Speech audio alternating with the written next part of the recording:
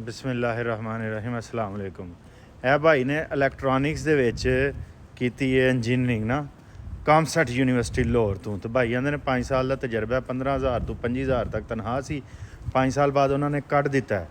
ਤੇ ਭਾਈ ਹੋਰੀ ਆਂਦੇ ਨੇ ਯਾਰ ਸਾਨੂੰ ਆਂਦੇ ਹਨ ਪੰਜਾਬੀ ਨਹੀਂ ਬੋਲਣੀ, ਇੰਗਲਿਸ਼ ਬੋਲਣੀ, ਇਹਨਾਂ ਨੇ ਤੇ ਸਾਡਾ ਫਿਊਚਰ ਹੀ ਖਤਮ ਕਰ ਦਿੱਤਾ ਵੀਰੇ। ਫਿਊਚਰ ਤੇ ਇਹਨਾਂ ਸਾਡਾ ਖਤਮ ਕਰ ਛੜਿਆ, ਲੇਕਿਨ ਤੂੰ ਇਹਨਾਂ ਨਾ ਉਮੀਦ ਨਾ ਹੋਇਆ ਵੇ। ਇਹ ਮੈਂ ਡਿਲੀਵਰੀ ਕਰ ਰਿਹਾ ਵਾਂ, ਤੂੰ ਵੀ ਇੰਜ ਨਾ ਆਈਟਸ ਕਰ ਤੇ ਜਰਮਨੀ ਦੇ ਵਿੱਚ ਅਪਲਾਈ ਕਰ। ਉੱਥੇ ਜਿਹੜੀ ਹੈ ਨਾ ਤਲੀਮ ਮੁਫਤ ਹੈ। ਜੇ ਪੈਸੇ ਕੋਈ ਨਹੀਂ ਜਰਮਨੀ ਅਪਲਾਈ ਕਰੋ, ਨਹੀਂ ਤੇ ਚਾਈਨਾ ਅਪਲਾਈ ਕਰੋ। ਪੈਸੇ ਨੇ ਤਾਂ ਯੂਕੇ ਆ ਕੇ ਸਾਡੇ ਨਾਲ ਡਿਲੀਵਰੀ ਕਰੋ।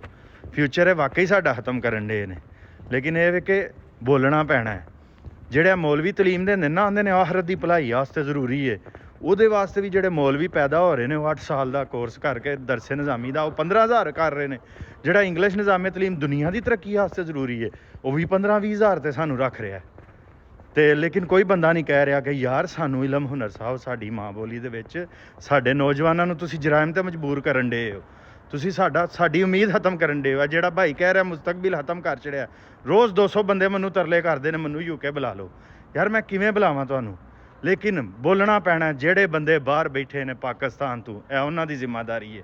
ਤੁਸੀਂ ਦੱਸੋ ਸਾਰੀਆਂ ਕੌਮਾਂ ਆਪਣੀ ਜ਼ਬਾਨ 'ਚ ਤਲੀਮ ਹਾਸਲ ਕਰਕੇ ਜ਼ਿੰਦਾ ਰਹਿ ਰਹੀਆਂ ਨੇ, ਤਰੱਕੀ ਕਰ ਰਹੀਆਂ ਨੇ, ਅੱਗੇ ਜਾ ਰਹੀਆਂ ਨੇ।